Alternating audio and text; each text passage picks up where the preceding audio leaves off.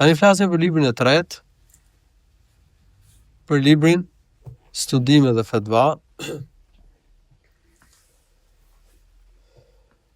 Ky është një libër që e kam përpiluar unë. Në këtë libër kam mbledhur fetvat të dietarëve, por dhe studime që i kam bërë vetë dhe që domethënë i kam marrë nga dietarë të mëdhenj të ummetit.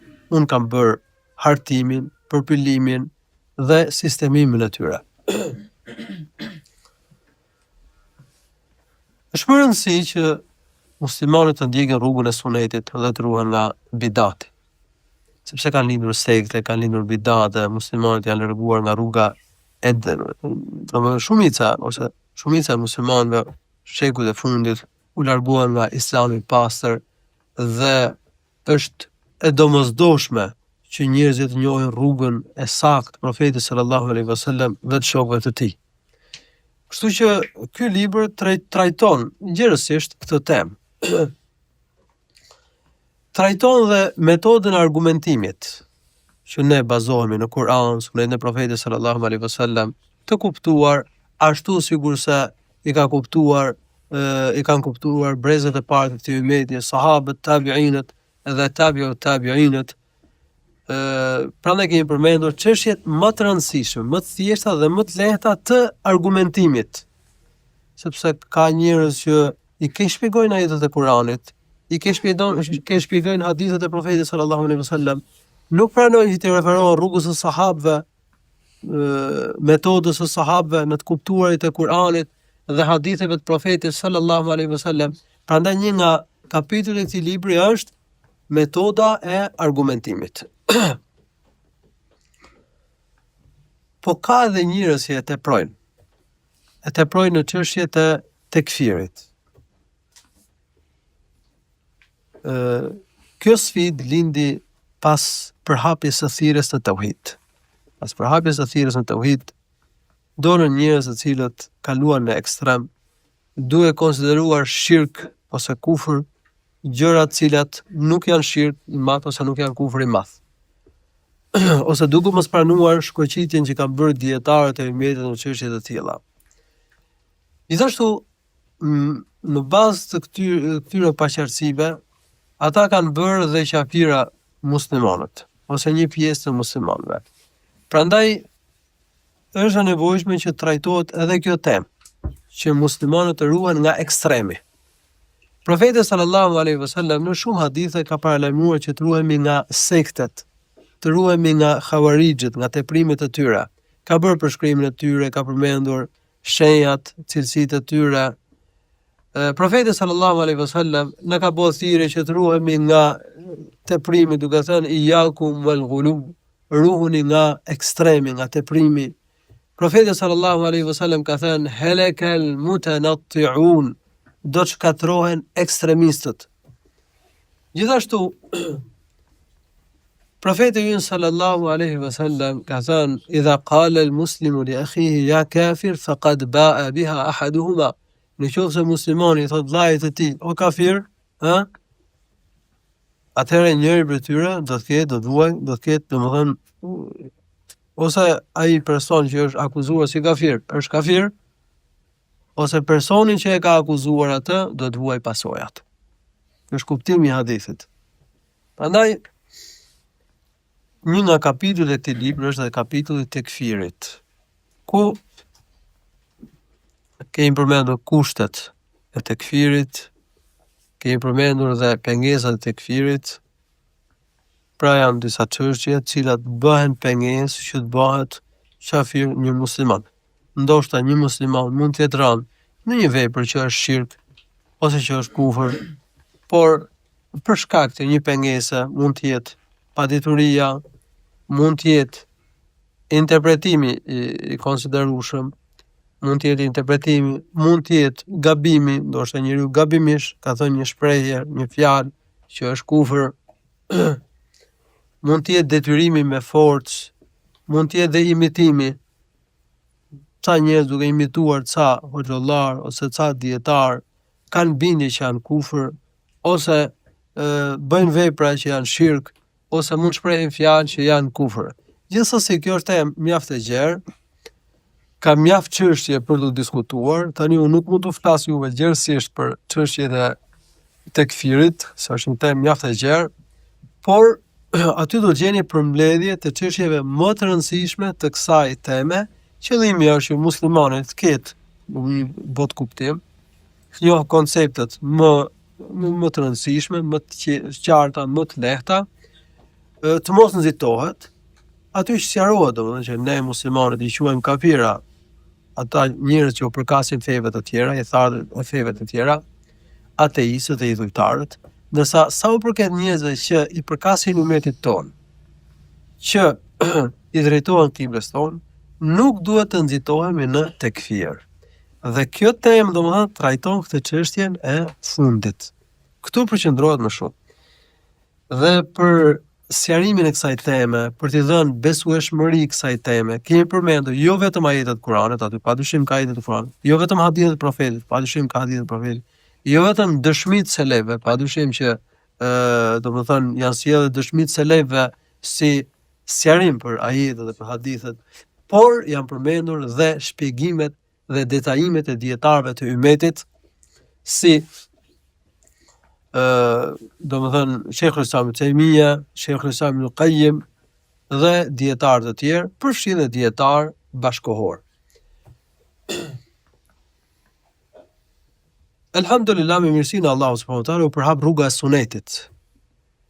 Dhe kudo shohim të rinj, të cilët ndjekin sunetin, përpiqen që të ndjekin gjurmët e profetit sallallahu alaihi wasallam, të ecin në rrugën e shokëve të profetit dhe të parëve të këtij ummeti, të ruhen nga bidati dhe të paralajmërojnë njerëzit të ruhen nga bidatet në fe.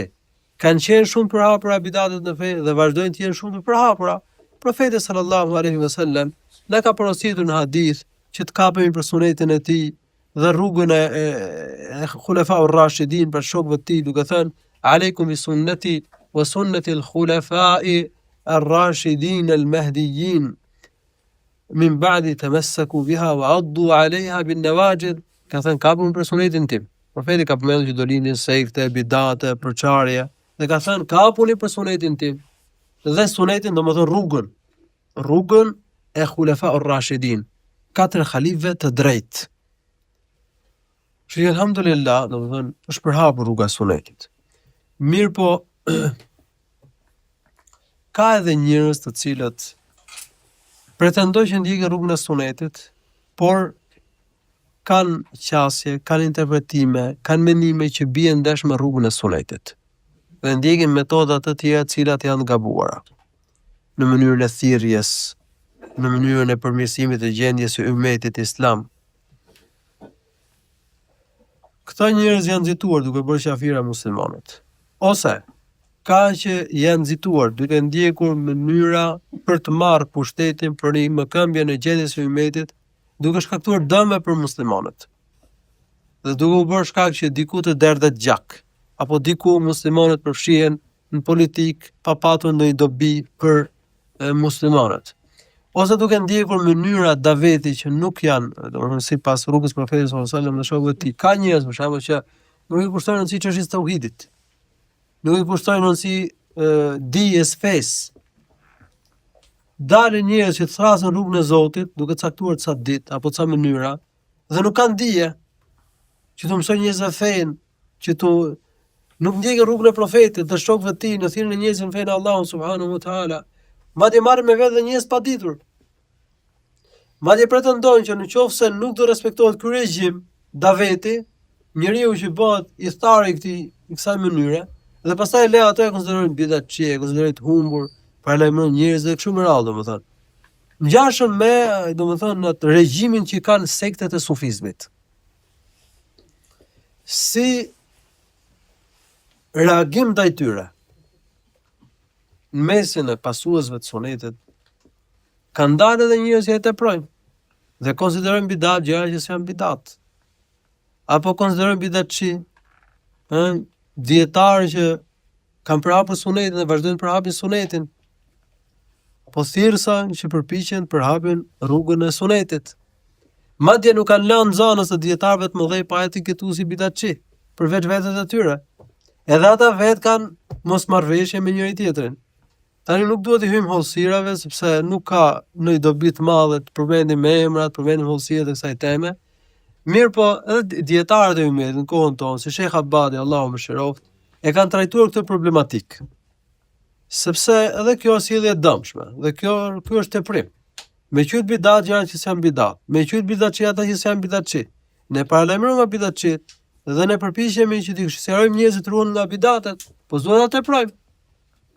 Dhe në vend që të ftojmë njerëzit në rrugën e sunetit, do merrem me njëri tjetrin, do bëjmë njëri tjetrin për bidatçi. Dhe pastaj njeriu do përfundoj me një sjellje të ashpër.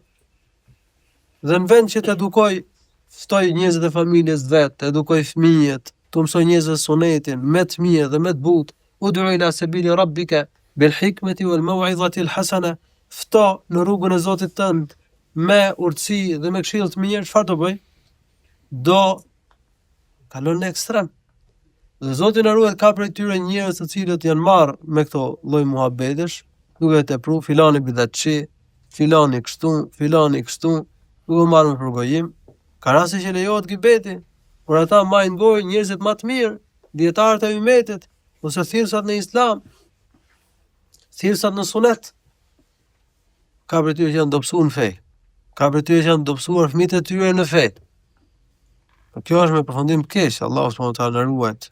Përveç atyre që mëshiron Allahu subhanahu wa taala.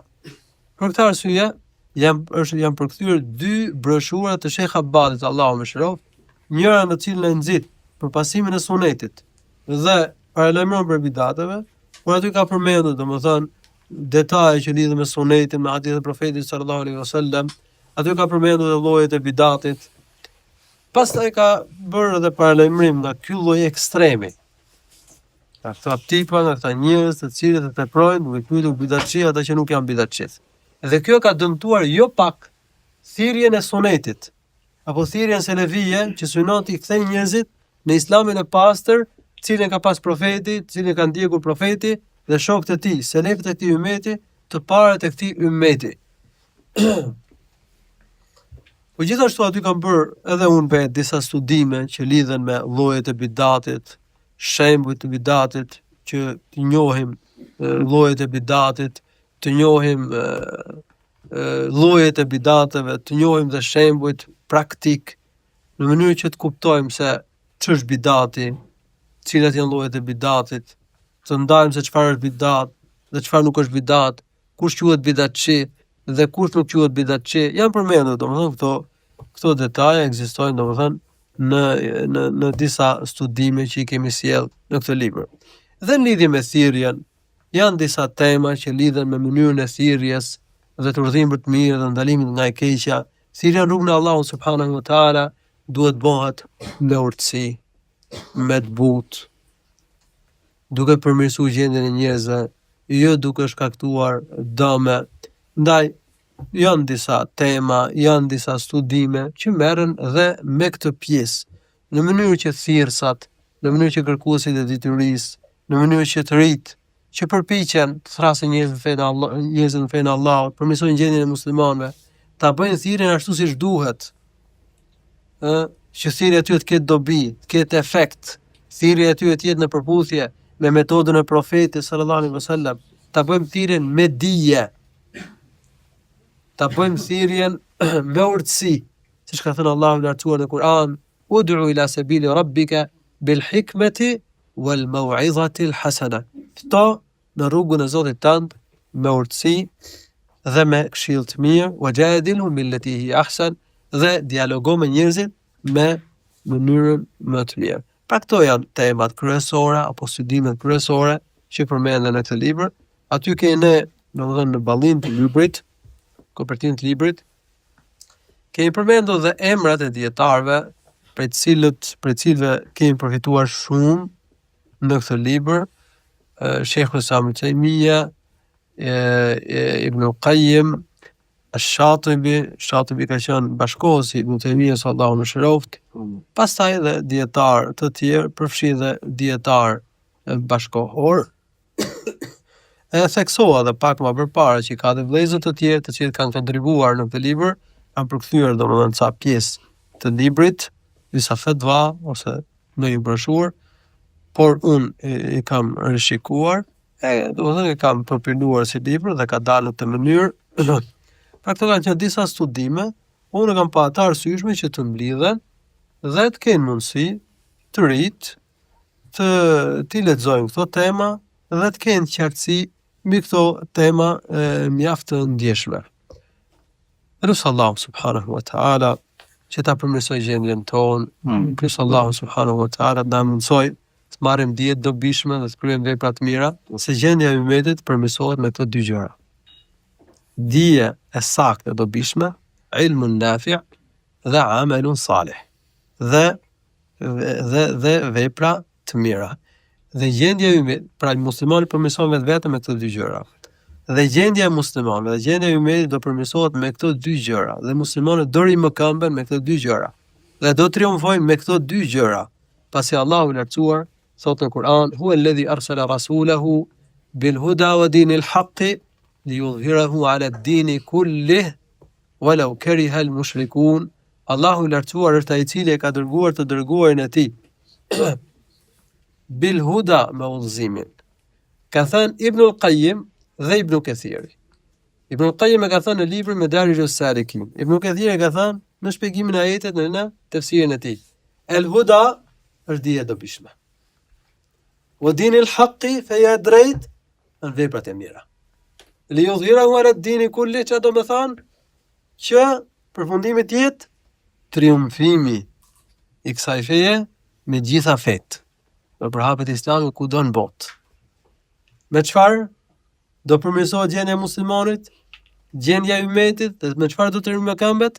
Me këto dy gjëra që i ka përmendur Allahu dhe Resulullah në këtë ajet Kur'an, udhëzimi pra dija e dobishme. Dhe e dyta, veprat e mira, që është dinul haqqi. Këto dyja do përmirësohet gjendja e ummetit islam, ndaj t'i kushtojmë rëndësi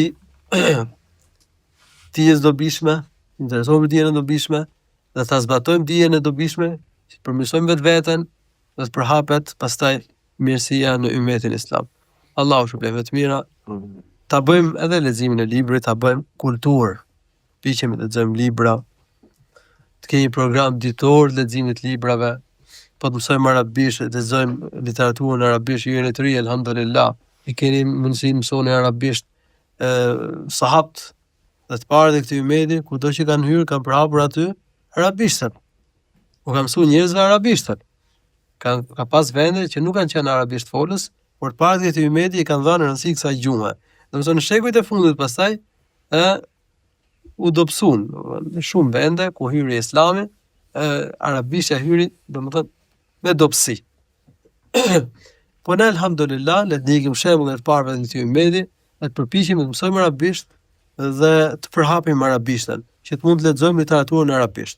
Po elhamdulillah më përkthyer edhe shumë libra në shqip, dhe kjo bibliotekë Allahu i nderoj vëllezërit, kjo librari, domethënë shërben me përhapjen e librit.